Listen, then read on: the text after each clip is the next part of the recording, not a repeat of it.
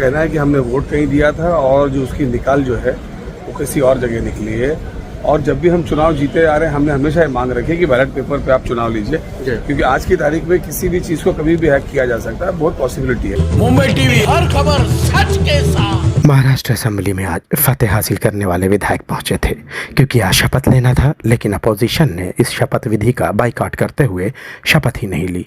Opposition का इल्जाम है कि चुनाव में ईवीएम से धांधलेबाजी हुई है। देखिए कि पूरे राज्य में गांव-गांव में शहरों में लोग रास्ते पे उतर रहे, उनका कहना है कि हमने वोट कहीं दिया था और जो उसकी निकाल जो है वो किसी और जगह निकली है। और जब भी हम चुनाव जीते आ रहे हैं हमने हमेशा ये मांग रखी है कि बैलेट पेपर पे आप चुनाव लीजिए, क्योंकि आज की तारीख में किसी भी चीज को कभी भी हैक किया जा सकता है, बहुत पॉसिबिलिटी है। हालांकि सत्ताधारी पक्ष इस बात को लेकर संतुष्ट है कि चुनाव के जो नतीजे सामने आए हैं उससे अपोजिशन अपनी शिकस्त का सदमा बर्दाश्त नहीं कर पा रही है, इसलिए यह ठिकरा ईवीएम के सर फोड़ा जा रहा है। इस चुनाव के बाद अरे भैया, हमने पहले पूछा था ना बैलेट पेपर की वोटिंग के लिए। 2010 में एक सांसद ने पूछा था, कितना लंबा चौड़ा भाषण दिया डॉक्टर मनमोहन सिंह जी ने। बोले ये प्रतिगामी विचारों का प्रतीक है, ये विज्ञान युग की हम शुरुआत करना चाहते हैं, देश को आगे बढ़ाना चाहते हैं, ये हमारे देश के जनतंत्र के पैर खींच रहे। किसने भाषण दिया? खैर ये तो चलते रहेगा, लेकिन इन सब के बीच एक जबरदस्त सीन देखने को मिला जो कैमरे में कैद हो गया।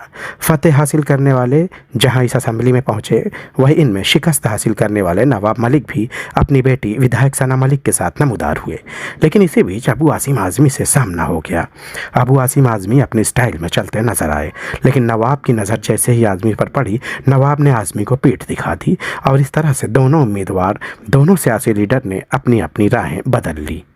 देखते हैं इस मंजर को जब आजमी सीना ताने नवाबी स्टाइल में चल रहे थे, लेकिन नवाब हमेशा के जैसे असेंबली में अपनी नवाबी दिखाते हुए नजर नहीं आए, बल्कि वो पीठ दिखाते हुए दूसरी तरफ कट लिए। सियासत में जीत होते रहती है, गिले शिकवे भी होते रहते हैं, लेकिन लड़ाई ऐसी कि नजरें न मिला सकें, ऐसी लड़ाई सियासत में नहीं देखी गई। नवाब मलिक के कभी अबू आसिम आजमी गॉडफादर हुआ करते थे, लेकिन वक्त ऐसा आया कि नवाब की नवाबी उरूज पर थी। सत्ताधारी पक्ष में बैठकर विपक्ष पर कटाक्ष करना और मीडिया की सुर्खियों में रोज नाम दर्ज करने वाले नवाब अबू आसिम आजमी से दो दो हाथ करने की सोची और इस चुनाव में गोवंडी से खड़े हो गए, लेकिन यहाँ नवाबी नहीं चल सकी।